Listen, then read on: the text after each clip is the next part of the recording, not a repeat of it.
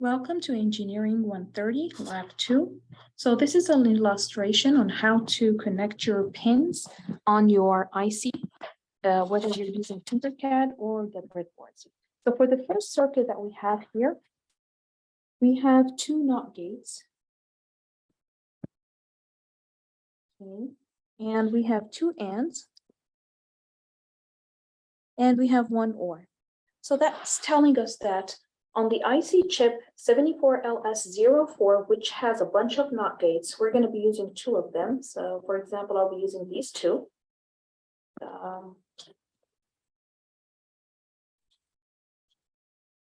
is number one and this is number two, okay? And for the two AND gates, I'll be using these two. And you're welcome to use any two AND gates on your IC chip. And for the OR gate, for example, I'll be using this one. Okay, so these are going to be the ones that I will be using. So now, how are we going to be formulating this? We have two inputs, A and B, so that means that I will be using two switches. You're welcome to use any two switches as long as they are connected to the VCC and to the ground through the resistors. Now, what I will do is I will take, for example, from here, I'm going to take one input, the first switch, and that's going to be my A.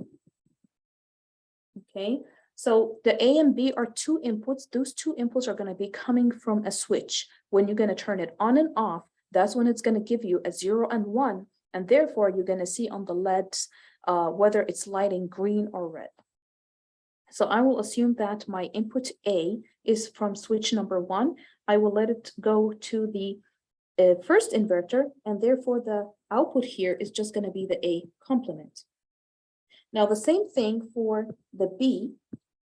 I will take from switch number 2. I will take that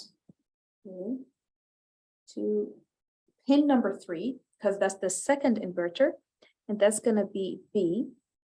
And the output here is going to be the B complement. So now I have the A complement is ready for me, the B complement is ready, as well as the A and B themselves. So if you're looking at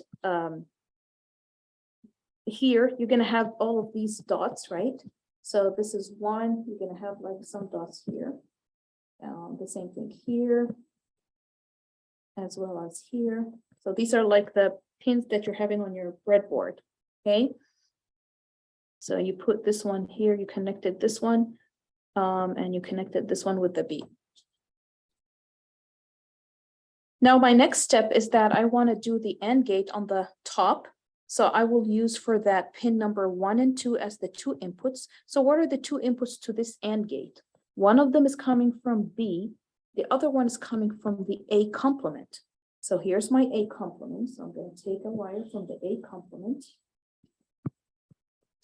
and take another wire from the B. So this is my B that's coming from the switch. I can take any of those in the same row and take it to my second pin. So these two inputs here are the two inputs of the AND gate. Now the output here is what we have here.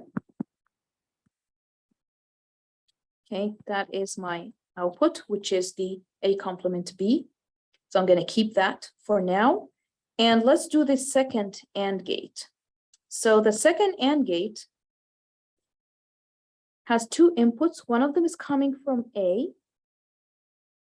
The other one is coming from the B complement. So one of them is coming from the A. So where's my A? My A is connected here. So I can use any of these slots and take this one. So this is my A. And my second one is coming from B complement. So this is pin number 4 is where my B complement is coming from. So I can just take a wire from here, from anywhere, and take it all the way to here. This is my B complement, and then this is my second output here. Okay.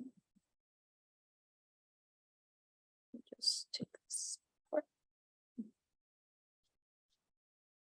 Now what we want to do is we want to connect the OR gate. So the OR gate has two inputs, the green star and the yellow star.